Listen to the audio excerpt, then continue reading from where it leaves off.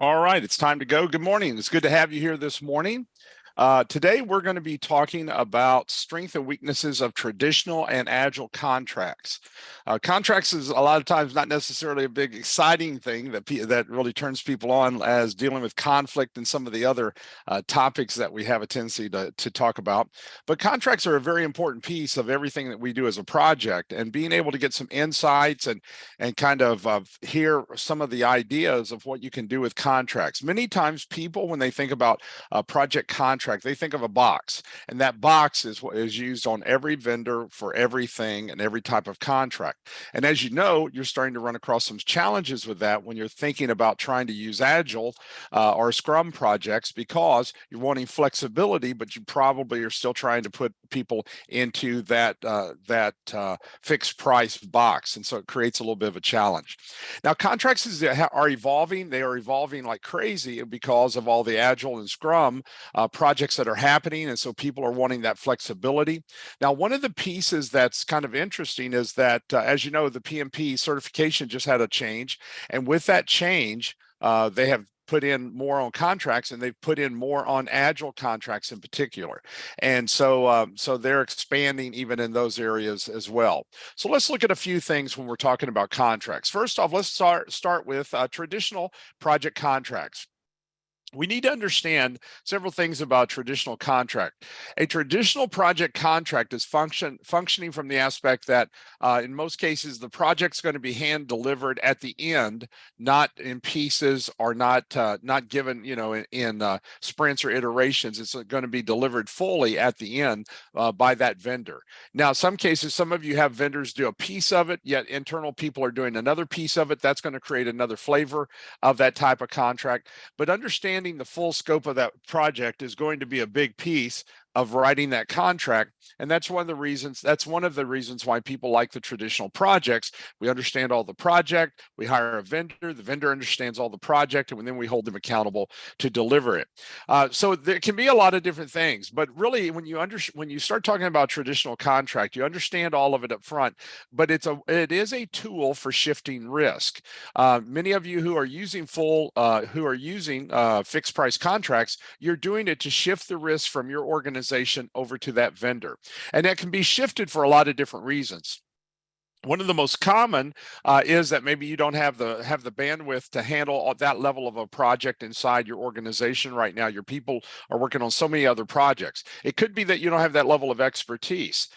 So what happens is that we've got some of that expertise, but we don't have the level that we need to get have the project come in when we want it to. So you hire a vendor to be able to do some of that. All of that shifts the risk, some of the risk from you over to that vendor. And it doesn't mean it's 100% risk. There's no such thing. But it does shift that risk. So any type of fixed price contract is a risk shifting kind of mindset, because you know what you're going to pay if everything goes south. So fixed price contract delivered at the end, and then process control changes. And so what happens is that you have a process to control all changes that happen. And so once you baseline that project with a traditional project contract, nothing changes without going through change control.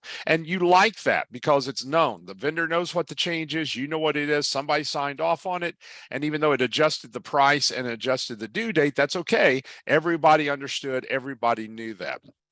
So traditional projects have been around for a long time.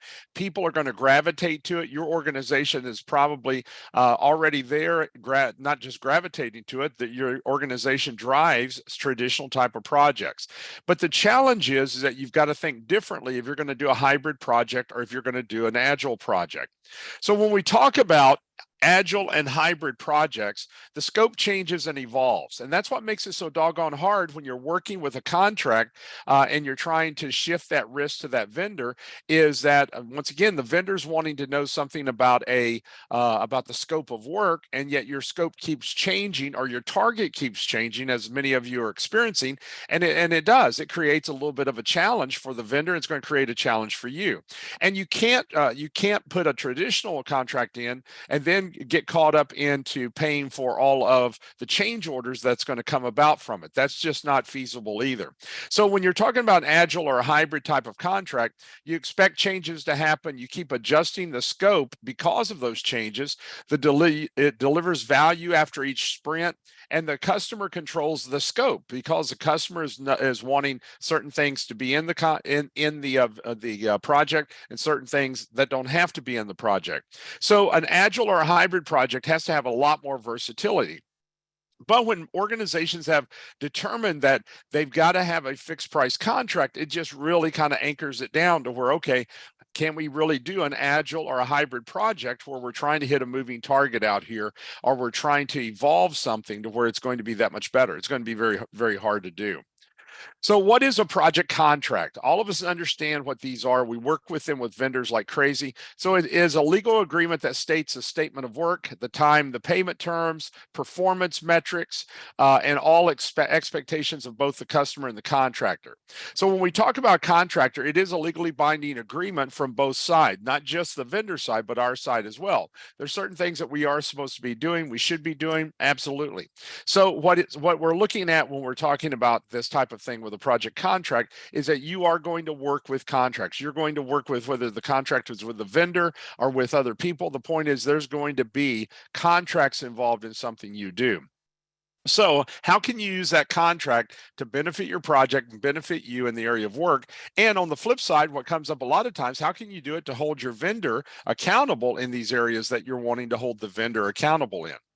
So in looking at project contract, other contract components that come up in some of these could be the claims for damages, warranty, substitutions, contract change process, termination or cancellation, bugs or defect work, and also delays. How do we handle different type of delays? All of these can be part of your contract. All of these can be rewards or punishments depending on what you're trying to do with that vendor, and all of that is part of somebody's contract. But the thing is that you're always having to look at whatever we're trying to do in this contract. How is this going to build the relationship with the vendor and us, and how is this going to edify the project and the outputs of that project? And so, I mean, we can have so many things in here that everybody's being penalized and all this kind of stuff, and that penalty from the vendor that the vendor's being penalized on, and it break down the actual relationship of trying to work together. Because as you know, there is no perfect project, is there? And so there's no silver bullet. There's going to be something that goes wrong on every project, at least have a hiccup. And so so when those things happen, that's when you're talking about you and the vendor are needing to be able to work together really, really well. Now, the purpose of the contract is really pretty straightforward. It creates a legal agreement for the vendor to provide a product, service, or result. That contract gives authority to the vendor that they're going to be paid for doing a particular piece of work. Contracts outline the specific outcomes, how the parties will work toward and report about and receive payment. All of those are detailed in a contract, as you know, and they're also a formal document that obligates the work, the parties, and the money for assignment. Now, what's funny about this is that we've all worked with contracts, but it is amazing in project management, and it's amazing even in the business world, how many things happen without a contract, and how many things are word of mouth or through an email type of system. And so what happens is somebody sends an email and somebody agrees to it, and many times work starts on it and there's no contract that's actually been signed. So that is still out there. And I know a lot of people would say, well, I wouldn't do anything. Well, it's still out there though. And so you might find yourself in a very relaxed setting working with vendors and you might not have the big bulky contracts like what we're talking about here today. But behind the scenes of all of this, the purpose is it's to obligate us to do the work as a vendor. It's to obligate the customer to pay us for that work at that point. So when we talk about the purpose of the contract, first off, it's to legalize the working agreement.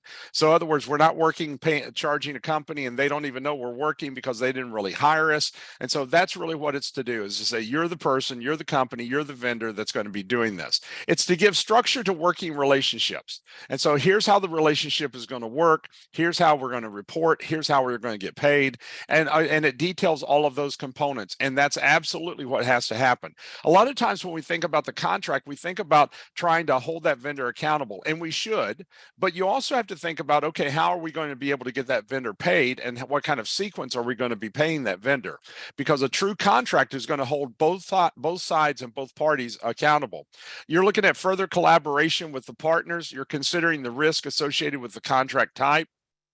You're delivering benefits to the buyer, direct benefits by type, and it might be in sequence or it might be all at the end. And it can be tailored for partnership. And most of your project contracts today have and are tailored to some extent. There's a bulk of it that might be a fixed price contract, but they've got a lot of it tailored to be able to bring in all the extra stuff. And so what happens is, or what the challenge is sometimes on projects, is where you'll hear people say, well, I've got a vendor, but the vendor won't return my call, or I've got a vendor, but the vendor won't report on the project until they're ready to be paid. Those things are kind of clumsy to me. I don't understand that, because I don't understand it as a vendor, why I would not want to talk to my customer, but I also don't understand it as a customer, why we would let those things go. Because usually on the first of this, and most of you would do this, if something like that happened right at the beginning, let's challenge it and find out what's going on here, because you're wanting that working relationship with that vendor from all sides with them. So let's talk about simple contracting process. And so many of you maybe inherit your vendor, and so you don't know what happens prior to them getting signed. And you might even get that vendor signed and you think, oh my gosh, how did that person get signed? And so all of those things I know happen in real life too. But the real simplicity of a vendor contract and vendoring is you're trying to fix a problem, and you don't feel like you can do it in-house or with the current staff that you presently have. And so since you don't, you find yourself looking outside for someone to come in that's going to fit your culture and understand your culture, work with your people and understand your people, and understand the type of business you're in. For an example, somebody who is doing all the cutting edge AI type of technology right now might be an awesome fit with AI and everything that we're reading about it right now. But if you flip it and bring them into a government setting, and they're going to be working in that type of setting, they might be a horrible fit because the culture is so different. So you're looking at fixing a problem or a need, and you're looking at somebody that's going to be a match for you, for your industry, for your people. And then at some point, you're going to be requesting an RFP or an RFQ from that individual to do that section of work that you're wanting them to do. If it's traditional, you're going to know pretty much what the full section of work should be. If it's agile, the challenge is, or Scrum, you notice that it's evolving, and so that scope of work is adding more features and more functionality and expanding as you go through. And then at some point, that vendor is going to write a proposal and send it in, and you're going to be part of that proposal evaluation process. That's very much project management today, and so a lot of times people say, well, our procurement people do that. Well, there has to be that knitting together of the project people and the procurement people, because procurement are watching the process, but the project people are really watching what kind of vendor they get. They're watching to see if they've got somebody who's got that level of expertise. So in evaluating those proposals, then that project person or the project team might find themselves really having to look to see, does this vendor have the level of expertise that we're really looking for? And then somebody's going to sign a contract. And so a lot of times we inherit that vendor after the contract is signed, and we're holding the vendor accountable and working with that vendor over the next weeks or months or years, whatever it is. And so that's where we get into it. So wherever you are in the process, that's fine, but this is what it took to get them there. So it wasn't like just a real quick thing that brought that vendor in most cases. And as you know, there needs to be some kind of reporting system on those vendors. Many people have seen where bad vendors have been hired over and over again for an organization. And so that reporting system allows you to keep good vendors and keep rehiring them, and the bad vendors, for you to be able to have a process of being able to get rid of those bad vendors. And so all of those are concerns to everyone, both on the vendor side and on the customer side. So focus is different when we're talking about traditional compared to an agile contract. So when we're looking at the features from a traditional side, most of us look at it from several different angles. For traditional, we're looking at the features, the time, the resources, and once again, on traditional, we feel like we understand the whole scope up front, and so we're able to verbalize that whole scope of work. Now, the challenge that all of us have is that haven't we all figured out that, you know what, we know a version of the scope up front, but it seems to, some things seem to pop up as we get going along, doesn't it? You know, all of a sudden you're sitting in a meeting and somebody rattles off a requirement and you think, wow, we've never heard that one before. And so all of a sudden you find out here's, you know, this is going to be a change order to get that in. So that's what you're looking at on traditional, that we feel like we know the majority of that scope. Now, when you get on the agile side, the agile side is a little bit different. Why? Because you're working from the aspect of delivering value to the customer. And so you've got time, resources, and features. And so what's happening is that the time and resources are feeding into the ability for them to be able to get the feature, to be able to get that type of technology or to get that type of value out of it that they really are going to benefit their organization and so forth. And the reason why this creates a little bit of a challenge, once again, is because you're hitting that moving target. And so everything is going, like for an example, many of you in the last 3 weeks have been hearing on the news about AI, artificial intelligence, and how it's being used and considered for everything. And some of it is hype, I would think, but some of it's kind of exciting too, because you're looking at the capability of technology, having a little bit of a technology push more so than what we've ever thought of. Now, from the aspect of the educational side, as you know, I teach at Liberty University and with doctoral and grad students. And so from the educational side, it's a matter of a risk or concern. Why? Because you're looking at artificial technology that's going to be able to write for you and be able to write in a logical fashion. And so now you're having to look at, okay, is this paper written by a grad student or was it written by a computer? And so that's going to be one of the challenges. And of course, universities have been in meetings the last several weeks looking at technology, once again, that will help dissect whether or not this was written by a computer or an AI with AI software, or was this written by an actual student. And so you're looking at trying to balance the two. Love the technology, but at the same time, and you know, not try to cramp that technology, but at the same time, you're not let students be able to just punch a button and it writes a paper or a dissertation for them. So we have both things. Those of you who are old enough, if you think back, do you realize that some of this is very similar to when internet came out? Oh, there were people who couldn't understand why you would want internet. Now, today, you can function without internet. I mean, even with what we're doing right here. So everything about the technology stuff is not going to be just perfect, we know. And even if we have to have some structure in place to control what AI does and doesn't do, I get that, you do too. But that doesn't take away from the fascination to have tools out here that's going to be able to help us, if nothing else, just give you ideas in writing to be able to fulfill something. So the point is that technology is not bad. It's how we're looking at trying to use that. And do we need to have some structure for some of this? Absolutely. So when you're looking at trying to evolve and be on the creativity side, it makes your contract more difficult because you want flexibility on that contract. And guess what your vendor doesn't want to do? They don't want to be hung out to dry on that flexibility issue. And so it's very, very difficult. So what we get into is this issue of best value. Okay. So comparing best value, best price, and best value. Many of you have talked about this in class before, but let's go ahead and hit it one more time. We always want the cheapest, no doubt about it. I mean, I don't want to pay you more than you do for anything. I want my vendor to be cost effective. I want my products to be cost effective, to get a certain level of the requirement, yes, but I don't want to pay you more than I have to. So we have to be careful making the proposal only about cost. And so when you're looking at your contracts, you ended up with a vendor that maybe you weren't happy with, and maybe not right now, but at some time. Think about how that proposal went out. Think about what we requested. We can get that proposal so laid up with so many different specifications that's basically reinforces the low-cost provider, that you get a horrible vendor, but you got exactly what you paid for. You got a low price, but you really didn't get the expertise, and you sure didn't get somebody who's going to get along with everybody on that. So that's one of the things that you sometimes find yourself. So someone might give the lowest cost and then cut quality or provide inferior resources or just be a bear to work with. And all of us look at that person and think, man, I hate that vendor, but they are cheap.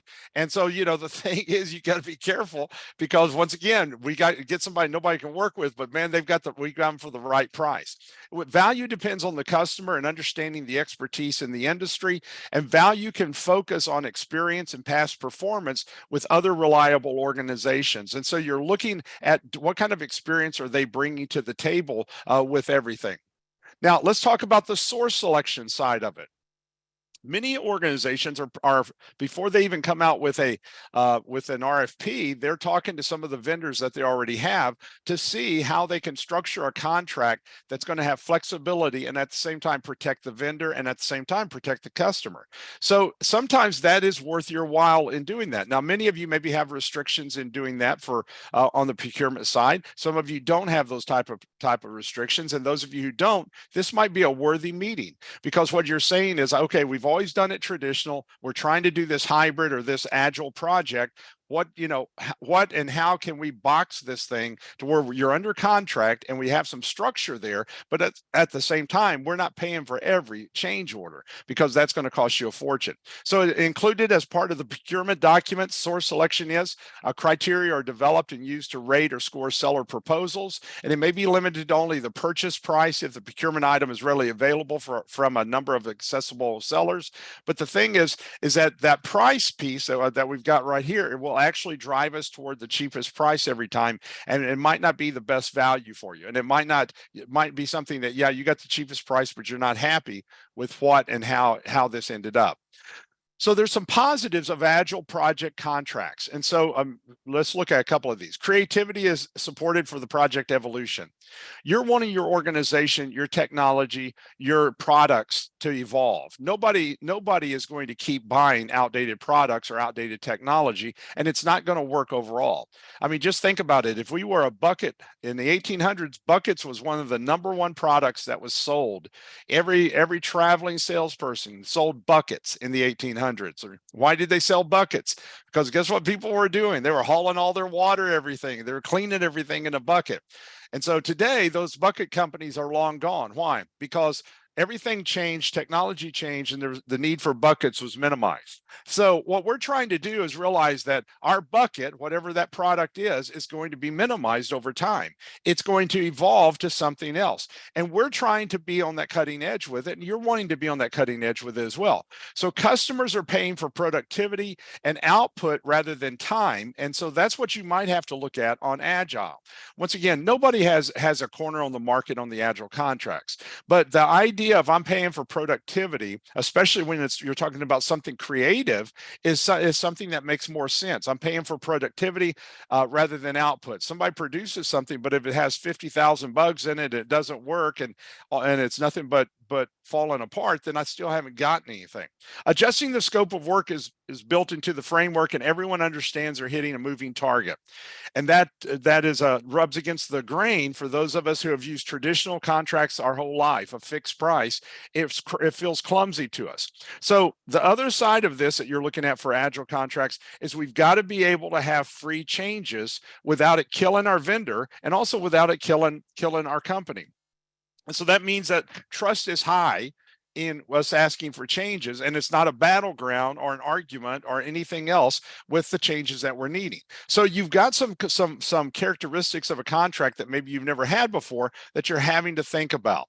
So let's go back to the procurement statement of work. This is where it all starts, okay? So the statement of work for each procurement is developed from the project scope baseline. When we talk about traditional, it defines only that portion of the project scope that's to be included within the related contract.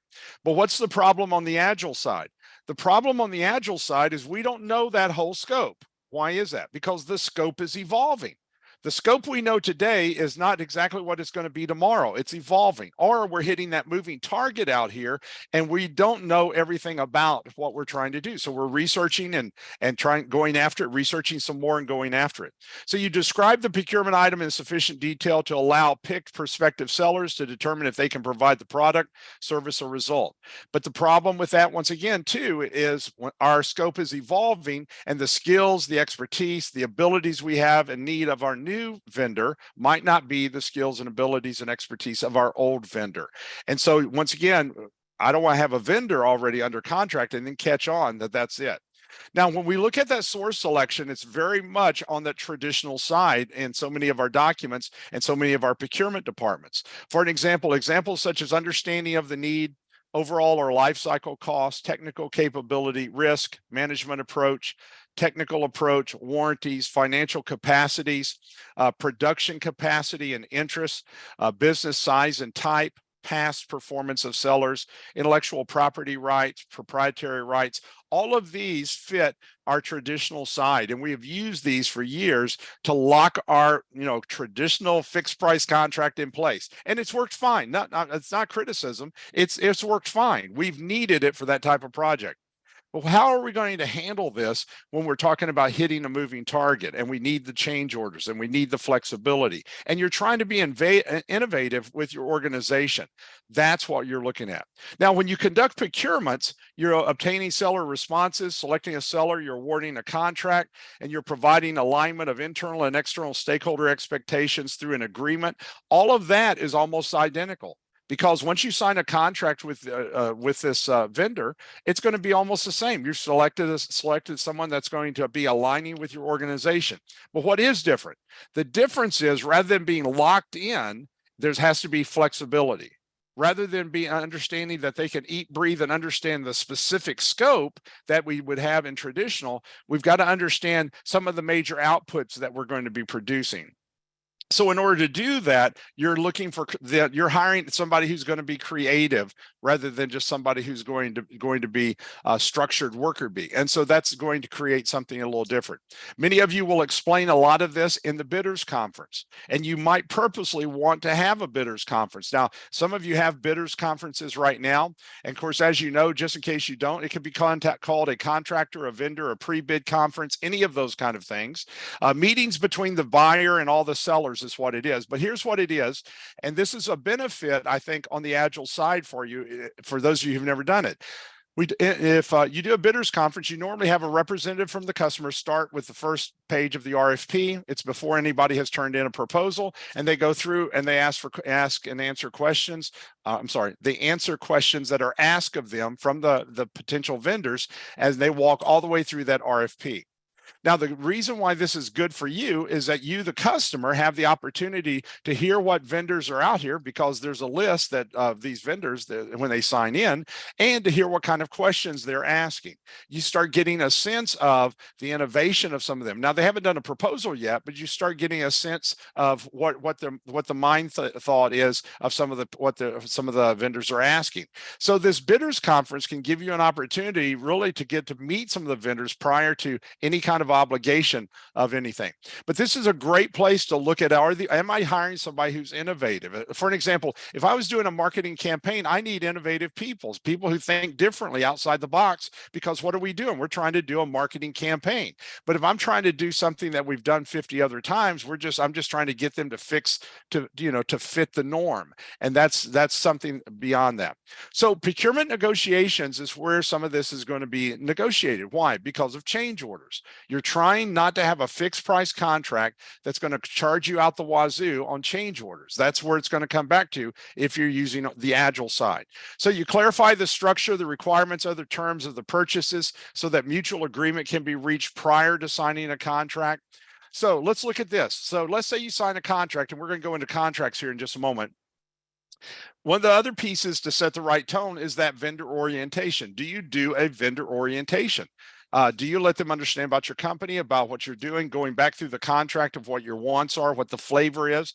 And so it's critical because it talks about the frequency of reporting, priority when contacting them, given early warning. I don't want to be surprised. You don't either. If something's going wrong with the vendor, I want them to say it ahead of time.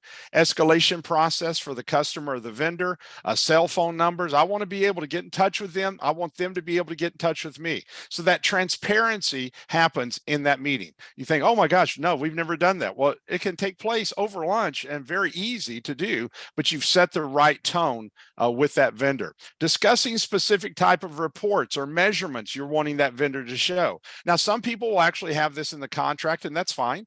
But once again, you're making sure you're spelling all of that out. If you're on the traditional side, you're talking about the CPIs and SPIs and those things. It could be critical path. It could be level of defects, issue logs, number of users, stories delivered, number of features implemented, what's the velocity that they're producing, a ratio of budget to completion. You can have a lot of different pieces of this that you might need with where you're going compared to where you've been before. Where we've been before, we might just be measuring time and money, and you might need more than that with what you're looking at. And so reports are going to be minimized, as you know, on the Agile side. Why is that? Because normally the customer is going to be more in the working there. And by being in the meetings, by having more access to the vendor and the vendor to you, that face-to-face interaction takes care of a lot of this. And so some of the contracting stuff that we talk about that we think, well, what's the contract say? That sometimes that has to be a little bit more loose, because once again, you're having these discussions in class, or I say in class, in meetings, to be able to make sure that everybody understands what it is. And so the customer or the product owner or whoever is going to be in charge of some of this is going to be a huge piece of some of these agreements. So performing measures in the contract. So it needs to be as clear language, it needs to have quality levels, and it needs to be quantitative.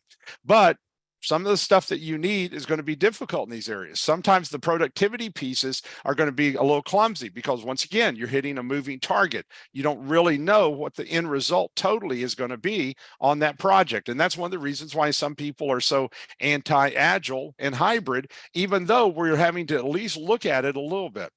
So let's talk about the issue of change being free.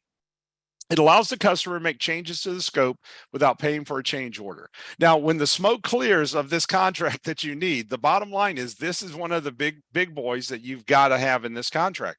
You've got to be able to make adjustments and not kill my vendor, and it also not hurt us. And we've got to be able to have this flexibility.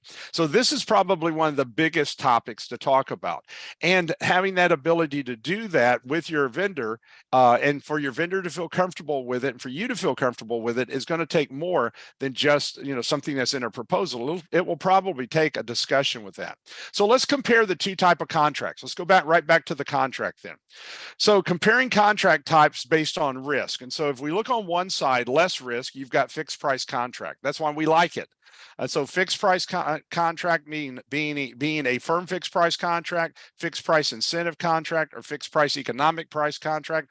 All of those are considered less risk because you've got a scope of work they're going to deliver at the end. And so the risk is placed on the vendor. We know exactly what we're going to pay and no more. That's why we like this stuff.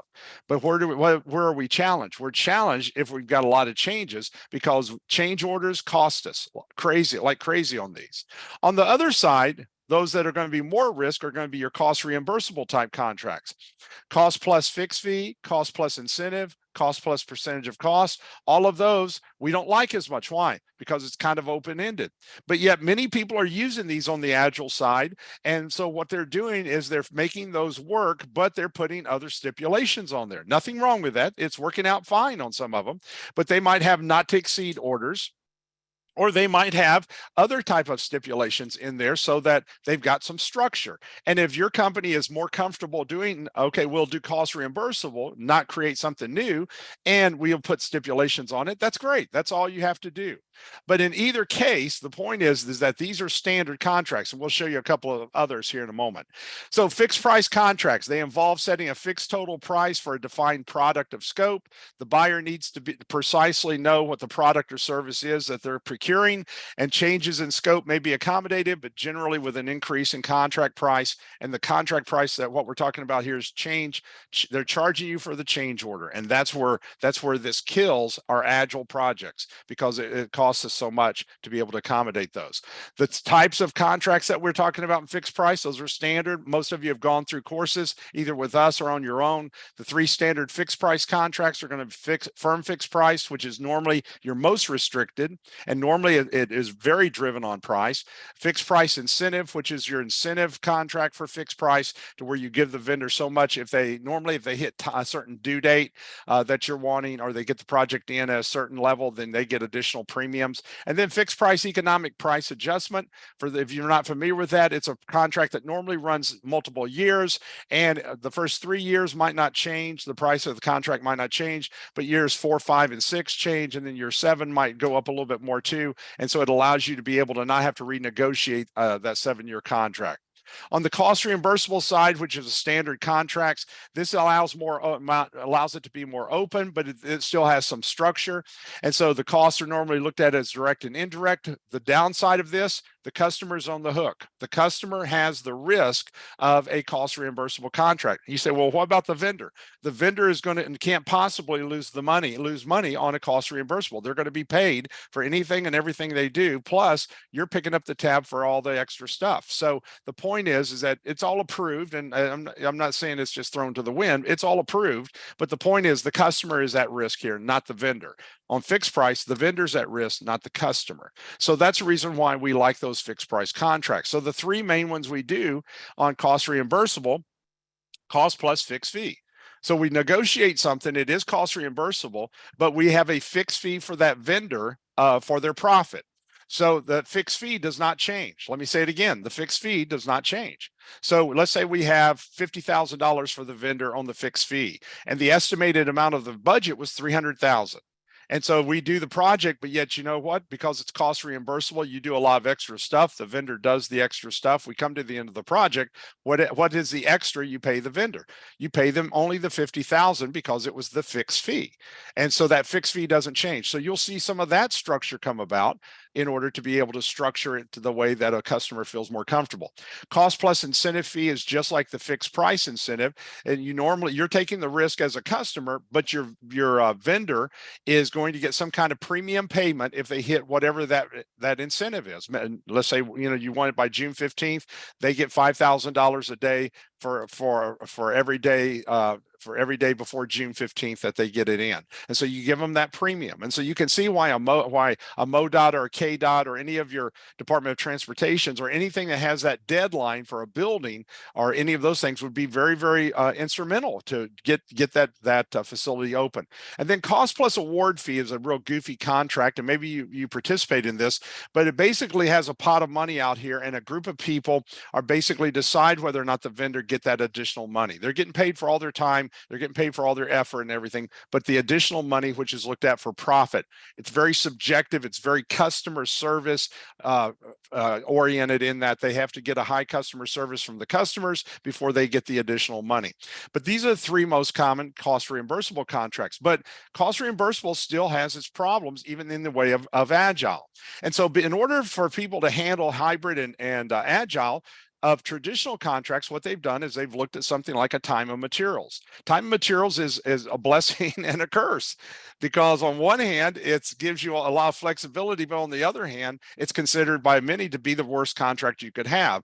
If you're not familiar with this, it's an hourly rate in most cases. Doesn't have to be, but in most cases it is. It's an hourly rate, and that takes care of 100% of that employee. So their benefits, everything that you're paying them, everything's in that hourly rate. So if you're paying $325 for a senior engineer to be on your project, you're paying $325 for every hour that they're working on your project, and that's all you're paying them. So it's open-ended, and the contract value can grow just like cost reimbursable. The contract is considered a hybrid type of contract, but it can have some limits. And so some people have said, okay, this is a time and materials contract not to exceed $300,000. And so you've put that on there to put that ceiling on there to at least have some kind of structure. But once again, time and materials gives you a lot of flexibility. But once again, what is one of the flexible things that a customer doesn't want? They don't want it to be open-ended on so many things. They want the money to have some kind of issue. Of course, many of you have done unit price contracts. That's been a standard contract for a while. You buy it with you purchase it with where you purchase a variety of things. So like, for an example, a unit price contract would be, I'm buying a computer for $3,000, but if I buy 25 of those, I give them for $2,000 a piece. A unit price contract, though, functions from quantity buying. That was the word I was looking for. I apologize. Quantity buying. Now, we've all done this. We've done this. But the downside with quantity buying is you're buying a bulk of these. And so you're having to think, okay, did I buy enough? And so that's how you get your discount, is you buy, you bought 50 computers, and so you got them super cheap. Quantity buying is not really going to change anything. It doesn't really help you in the area of Agile and the area of hybrid and Agile, unless you look at it through these eyes. Is it possible for me to do quantity buying in buying my vendor's time? Is it possible for me to buy 6 weeks of my vendor's time through unit pricing and say, okay, here's what I will pay you for 6 weeks of your time. And in that 6 weeks, you're going to program, or you're going to develop, or you're going to create, and I've got free reign for change orders because I'm paying for those 6 weeks of time, and then allow you to be able to work in close proximity with that vendor during those 6 weeks to produce what you want. Unit price contracts is a consideration, but once again, you've got to be creative. Your procurement people will have to be creative to be able to look at, I'm buying a bulk amount of time from that vendor. Target price contracts are out there. Target price contracts a lot of times will allow certain things to happen, certain targets, but normally target price contracts is one of the challenges going to be on the Agile and on the hybrid side, unless you can really negotiate what the target price and the splitting is going to be.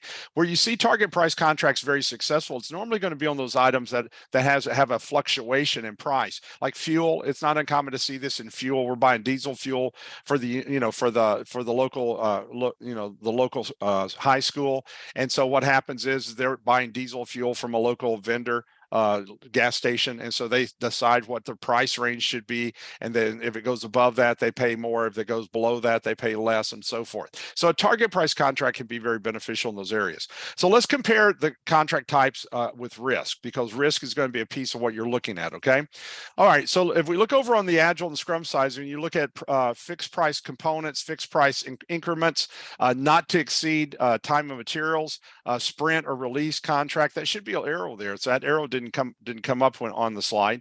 So all of those are some of the components that you might think about, and some are actually paying a vendor per sprint. I think that would be almost overkill, because you're doing sprints in 4 or 5 weeks, and so that would be almost overkill. And so it might make more sense to do it by release, because you do one release and that might be 5 sprints, and do another release and do another 5 sprints, and have that same flexibility. And so I don't know that you have to necessarily do it per sprint, but you want shorter sprints because you're handing stuff off to that customer, and you don't have a lot of change orders in the middle of a sprint, and purposely so, because you're trying to develop something to get to the customer and let them start working with it.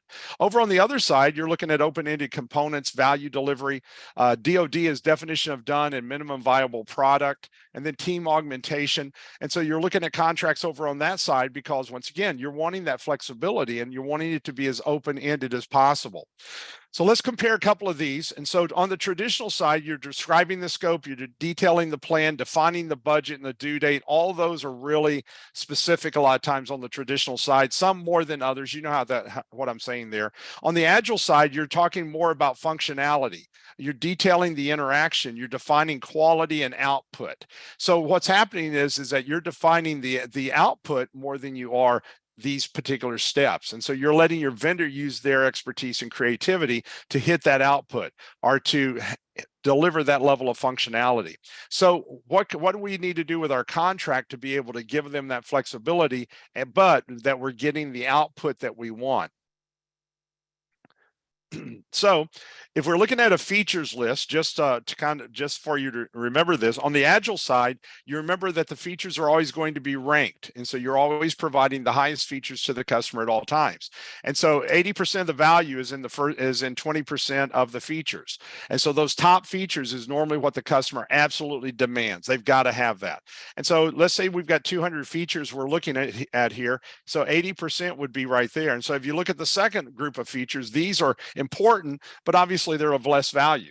And then obviously you get down here to the end, and these would be nice to have, but we don't have to have those. And so if you look at these, and everything in green is absolutely what the customer is demanding. Those, they're hurting if they don't have those features in that contract.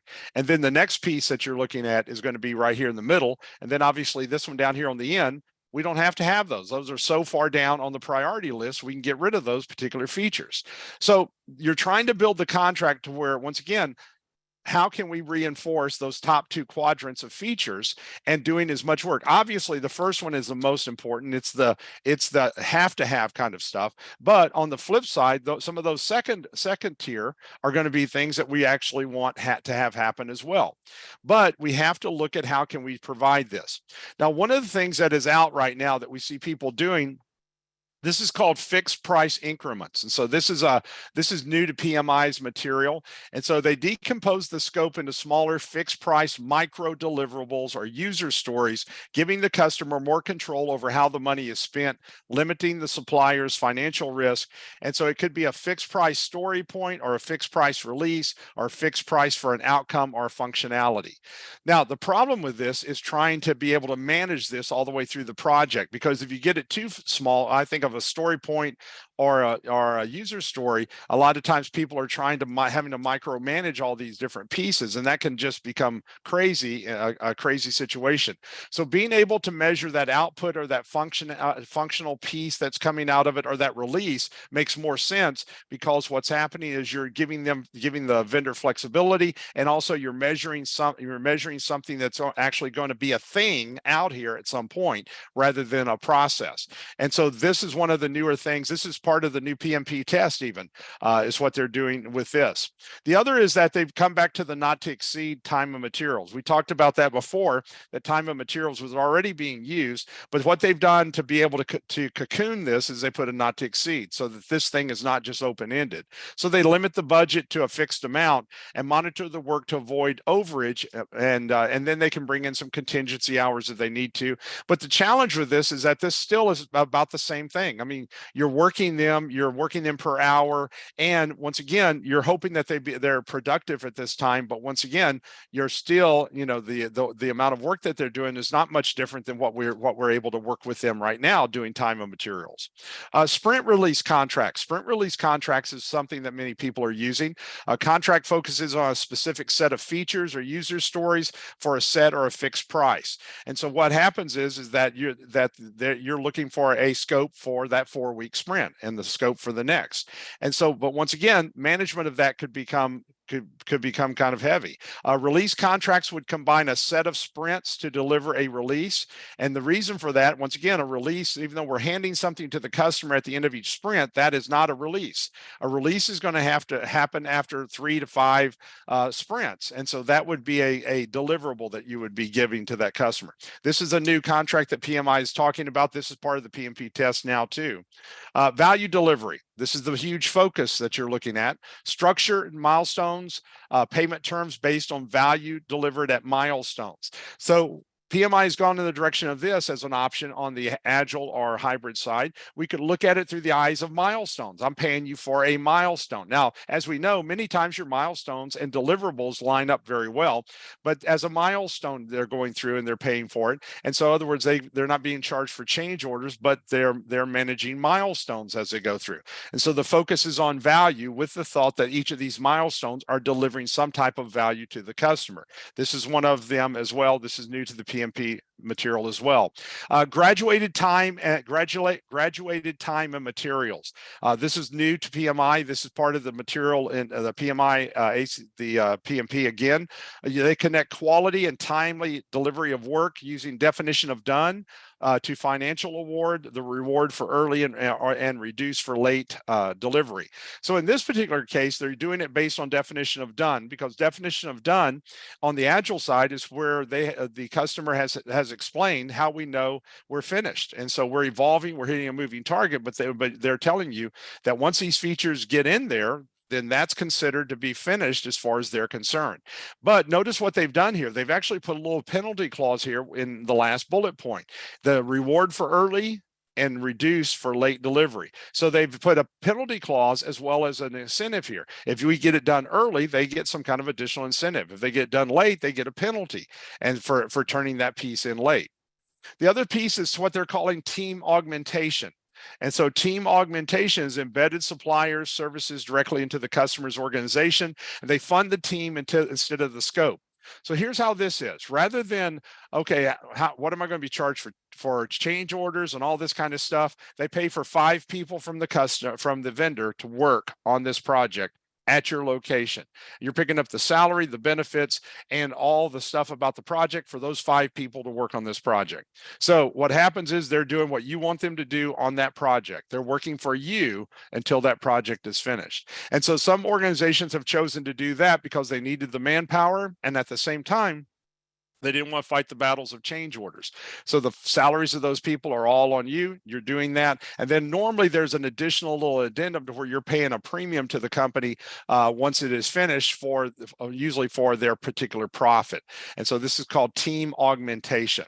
The other one is called dynamic scope option. So it gives the option to vary scope and fund innovation at specific points while limiting supplier risk. They vary scope at specific points to adjust features and innovate. And so this just means that they're making a lot of changes and they're putting money to something that they think is not as risky, but is going to deliver a lot of value. And they're taking money away or stepping away from those that they think is too risky or too costly to be able to do this. Now, I guarantee you there's a ton of people who's looking at AI right now from this aspect. And there's going to be tons of investments in AI in the next several weeks because the hype is there right now. People are jumping on board with it. I mean, every time they talk about it, I mean, more and more people are going in that particular direction. Even Liberty University this week has purchased a tool to tell us as professors when a grad student has had their paper written by AI. And so that's happened just in 2 weeks. And so we had to go through training earlier this week on it, so that we understood how this tool works and what causes the tool to score a paper for AI. And so if we're doing this on our side just within a few weeks of all of these announcements, I guarantee you people are looking at this from every kind of angle, good and bad, but every kind of angle to be able to use AI with different pieces. Now, the other part that you're looking at here is early cancellation options. Once again, you maybe have had this in other contracts, but it enables flexible delivery of scope using the definition of done. If partial scope delivery, if partial scope delivery satisfies the customer, the contract can be canceled for a fee. So in other words, if the customer all of a sudden realizes, you know what, this is really all the features we need, this is working better than what we thought it would be, then they don't have to complete the rest of the project because they already feel that they're in good enough shape right where they are. And so they can cancel it and they're not going to pay an early cancellation fee for something like that. And then the multi-tier structure. And so the multi-tier structure, you create a master service agreement to capture any kind of fixed item, warranties, arbitration, any kind of thing like this. And then you list the variable items in a schedule of services and you pay service rates or production descriptions associated with those service rates for those things. Because once again, the vendor doesn't know what those are going to cost. You don't know what those are going to cost. And so everything that could be fixed, that could be locked in, you locked it in, the vendor locked it in. Those things that you feel like have to be a little bit more open-ended, you've got a list of those that are in the contract and you've agreed on how you're going to pay for those. And then you use that statement of work to itemize the dynamic items of scope, schedule, and budget. But once again, what are we needing here? What is it taking for us to be able to do this? And so that multi-tier structure allows you to be able to have the fixed price stuff, but also have the stuff that's going to have some flexibility. So massive 1 hour just on some contracts for you to be thinking about. And I know contracts are a major headache for you to consider when you're talking about Agile and hybrid. We love the fixed price. We love that, but you know, we're going to have to look at some other possibilities to be able to have flexibility for what we're wanting. Agile and hybrid is here to stay. And if you're not already working on a hybrid project, it's coming. If you're not already working with some of the Agile and Scrum stuff, it's going to be coming with some of your products and some of your products and projects that you're seeing. Now, let me talk about a couple of things here real quick. Next month, we have just wrote a 2-day on this. And so I'm going to do a webinar on this. It's called Increasing Effective Transfer of Knowledge and Impactful Closeouts. And so, as you know, PMI has really hit this over the years, being concerned about people in transferring knowledge from the team to the customer and even transferring knowledge within the team. And a lot of times we struggle with this. It's kind of the dump and run philosophy. We've talked about this in classes over the years. It feels like a dump and run. If you're the customer, the vendor kind of throws it at you and then runs to the next project. But we're going to talk about this because the transfer of knowledge really is a little mini process that can help our project, whether we're doing it internally or we're doing it with a customer. And so we're going to spend our webinar next time talking about this. It's going to be on May 5th from 10 to 11. And so that'll give you a little bit of little information on this. I'm excited. We finished it. We're actually going to be testing this with our FAA client in June and for the full day seminar. And so I'm excited about being able to do this. We still have some virtual PMP exam boot camps coming up for the rest of the year, every other month. So we've got one in June, August, October, and December. We're running about 97% first time passing rate. And so the passing rates have just been super, super strong with the changes to the PMP. For those of you, if you have not heard, you are not having to do calculations on the PMP any longer. And so if the calculations have been the reason why you did not want to take this thing, this is the time to take it. They have pulled the calculations. And so you no longer have to memorize all the formulas and all that kind of stuff. So they have pulled it. And so you've got some flexibility to answer other things. And so it's really, I think, helps some people. We also will be running a mastermind group. We've got 2 more coming up. Now, let me mention this to you. If you've not heard about this is free. This is we do it for 5 days is what it says, but it's really an hour a day for 5 days. And so it's asynchronous to where people are able to tap in any time of the day. And so this is helps people to be able to understand what the PMP is, how to fill out their application, and what kind of structure they're needing to be able to apply for that PMP. It's free. I do 2 live Zoom calls that you can attend or not attend. If you don't attend, I video them and post them on the site. By attending this gets you our cheapest price on the PMP, so you automatically get discounted to that. But the big thing is that we have a drawing. We give away 1 free scholarship for somebody to take their PMP, and so we've been doing it ever since we started it. We had a lady that was in our class just last week she was the free scholarship.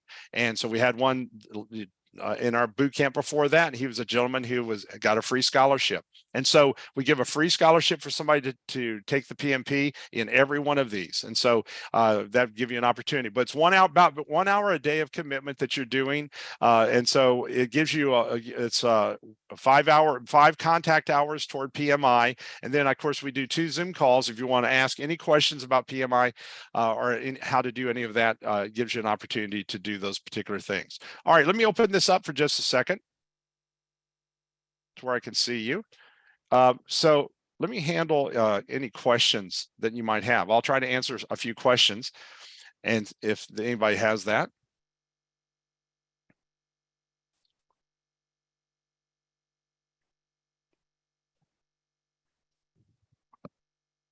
Any questions from anybody?